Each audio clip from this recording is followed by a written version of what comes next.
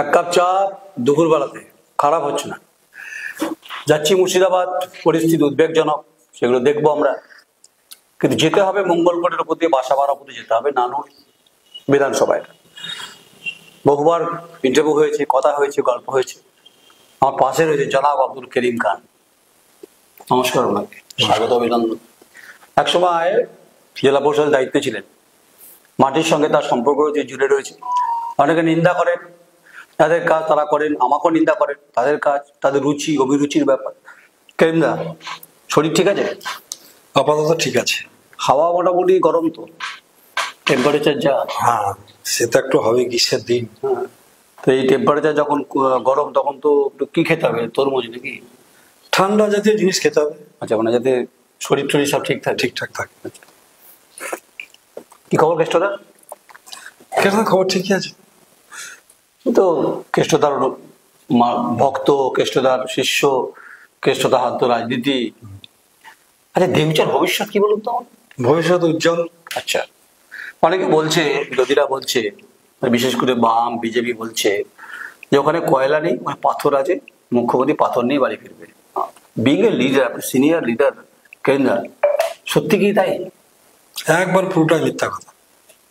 বিরোধীরা বিরোধীদের মতো কথাবার্তা বলবে। আচ্ছা, অতএব সরকারের মাথা খারাপ হয়ে যায় না যে এত যন্ত্রপাতি লাগিয়ে ওইখানে ওই পাথর তুলবে। ওটা এশিয়ার নয়, পৃথিবীর বৃহত্তম কয়লা খনি, যেখানে উন্নত মানের কয়লা পাওয়া যাবে। কিন্তু সেটা খরচা করতে, সে তো বিরাট টাকা খরচা, যেটা করতে গেলে সেরকম ইনকামও হবে, কিন্তু কয়লা থেকেও ইনকাম প্রচুর। কিন্তু ওখানে আমি দেখছিলাম, আমি যাই, বহুবার গেছি, যাব। আদিবাসীরা এখন আন্দোলন করছে না, কোনো আন্দোলন জমির অধিকারের প্রশ্নে। কোনো জমি জায়গা সরকার জোর করে নেয় নাই। তাদের যা প্রাপ্য তার থেকে বেশি টাকা দিয়েছে জমি জায়গায়, যার ফলে ওখানে আন্দোলন যারা বলছে ওরা সঠিক কথা বলছে না। কিন্তু এটা আমি আমি খুব পজিটিভ, আপনিও খুব পজিটিভ, ইতিবাচক আমরা। যদি এটা হয়ে যায়, অবশ্যই, যদি বলে কোনো কথা হয় না, মেবি হতে পারে, তাহলে পশ্চিমবঙ্গের অর্থনীতি যা পাল্টাবে, বীরভূম চেহারা পাল্টে যায় একবারে। মানে যে অর্থনৈতিক ভাবে যে চাপ মুখ্যমন্ত্রী নিতে হচ্ছে 7,00,000 কোটি টাকা, তার এখান থেকে তো অনেকটা বিরাট অংশের একটা রেভিনিউ ইনকাম, রেভিনিউ যাবে, এলাকার মানুষের উন্নয়ন হবে। কারণ আশেপাশে যে একটা বড় শিল্পের পাশে ছোটখাটো শিল্প আবার গড়ে যাবে, গড়ে উঠবে, এবং তার সঙ্গে অন্যান্য কলকারখানা গড়ে উঠতে পারে একবারে। বীরভূমের রুক্ষ মাটি কি নরম হয়েছে? মাটি তো জল পড়লে নরম হয়। বীরভূমের মাটি সবসময় নরম। আর তারামায়ের জেলা, কবিগুরুর ছোঁয়া রয়েছে, তার করিম খানের মতো নেতা রয়েছে, মাটি ঝুরঝুরে তো একবারে। বিকেলে হাওয়া কেমন দিচ্ছে? তো অজয়ের পরে হাওয়া, অজয়ের হাওয়া ঠান্ডা হাওয়া, বৃষ্টি হয়েছে গতকাল। আচ্ছা, এখন তো বোধহয় তাল ফাল পাওয়া যায় না? না, তাল এবার ধরবে। ওই তাল পাকলে তো তাল অনেকে মাথায় পড়তে পারে, জানেন তো? তাল পড়ে মাথায় পড়ে? তাল বেশিরভাগই মাথায় পড়ে না। আচ্ছা, তাই না? এটা আপনি গ্রামের মানুষ বলতে পারবেন, তাল মাথায় পড়ে না? মাথায় পড়ে। আচ্ছা আচ্ছা, আমি আপনার সঙ্গে আমার যেহেতু অনেকবার ইন্টারভিউ হয়েছে, আপনি আমাকে ঘুরি দেখিয়েছেন, আবার সেই প্রশ্নটাই করছি, ভালো লাগে প্রশ্নটা করতে।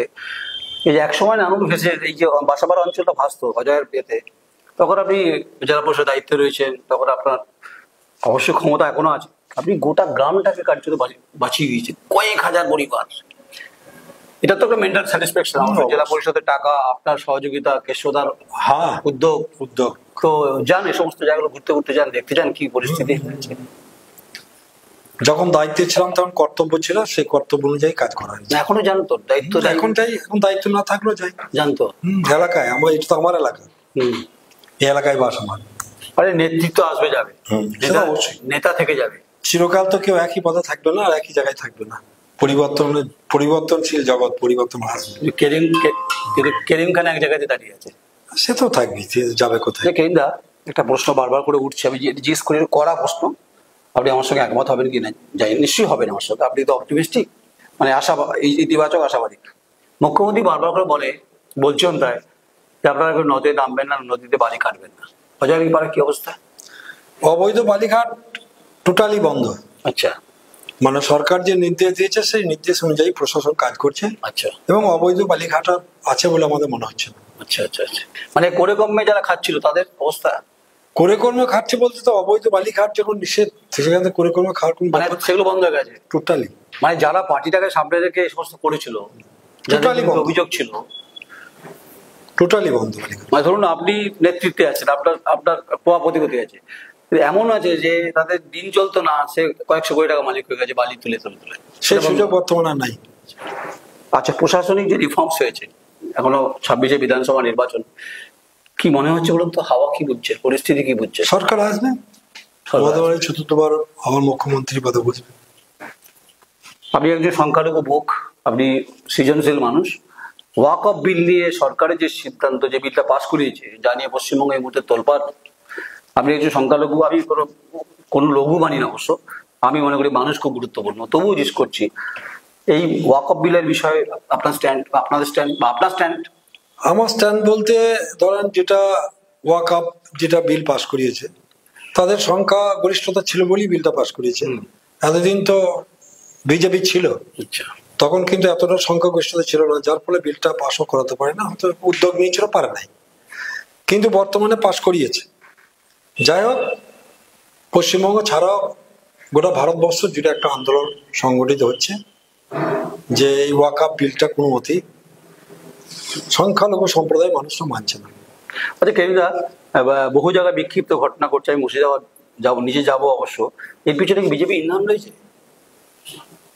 ওয়াকফ বিলের পিছনে এই যে আন্দোলনগুলো হচ্ছে, চলছে, এই যে জিগির তুলে দেওয়াটা, ধর্ম নিয়ে জিগির তুলে দেওয়া, এর পিছনে কি বিজেপির খেলা আছে? না না, সংখ্যালঘুর ব্যাপারে বিজেপির খেলা, তারা তো বিল পাস করিয়ে দিয়েছে এবং তারা অধিকার খর্ব করছে, যার ফলে সংখ্যালঘু সম্প্রদায়ের মানুষ এবং শিক্ষিত মানুষরা আমি কেন বলছি এই বিলের বিরোধিতা করছে। আমি বলছি হিন্দুত্ব হিন্দুত্ব হিন্দুত্ব, হিন্দুত্বরাও রয়েছে তাই মিছিলে। না আমি বলছি হিন্দুত্ব হিন্দুত্ব হিন্দুত্ব, যা শুভেন্দু অধিকারী বিরোধী দলনেতা তিনি জিগির তুলেছেন, আমি বলছি সংখ্যালঘু মানুষকে রাস্তায় নামিয়ে বিজেপি কি কোথাও রাজনীতি করছে বলে? না না, বিজেপি পশ্চিমবঙ্গে রাজনীতি করা খুব কঠিন কাজ। কেন, বর্তমানে যে রাজ্য সরকার রয়েছে, তারা তো মানুষের সঙ্গে 24 ঘন্টা মিশে আছে, এবং শুধু তাই নয়, অন্যান্য রাজ্যের তুলনায় পশ্চিমবঙ্গে যা উন্নয়ন হয়েছে, সেই উন্নয়নের নিরিখে মানুষের কাছে ভোট চাইতে যেতে হবে না, মানুষ এমনি ভোট দেবে। অনেক কথা হলো, পোস্টমর্টম তো প্রায় হয়, বেশি কিছু বলার দরকার নেই। আমি তো কাটাছাড়া করতে এখানে আসিনি বা নুন লাগাতে আসিনি এখানে, সেটা কেরিম সাহেব ভালো রঙে জানেন। অবৈধ বালি বন্ধ হয়েছে, এটা বাস্তব সত্য বলছেন উনি। আর বিজেপি এখানে খাতা খুলতে পারবে না বীরভূম জেলায়, রাজ্যের কথাও বলছেন, বিজেপি বীরভূমের কথা বলছে। আর দেউচা পাচামিতে কয়লা খনি উত্তোলন হলে অর্থনৈতিক চেহারা পাল্টে যাবে, আর হাওয়া গরম হচ্ছে ঠিকই, কিন্তু জল পড়লে ঠান্ডা হয়ে যাবে। এই একটা পলিটিশিয়ান তো, কোন বাতাসে কোন দিকে উত্তরে না দক্ষিণে, সেটা জনাব আব্দুল করিম খান সাহেব ভালো জানে। আমি যতদূর ব্যক্তিগত স্তরে চিনি, আপনার সঙ্গে থাকুন, দেখতে থাকুন। আপনাকে স্বাগত, অভিনন্দন, থ্যাংক ইউ আপনাকে আমার সময় দেওয়ার জন্য। আমি নয়ন রায়, আমার চিত্র সাংবাদিক সৌমিত দফাদার, বাসাপাড়া। নমস্কার।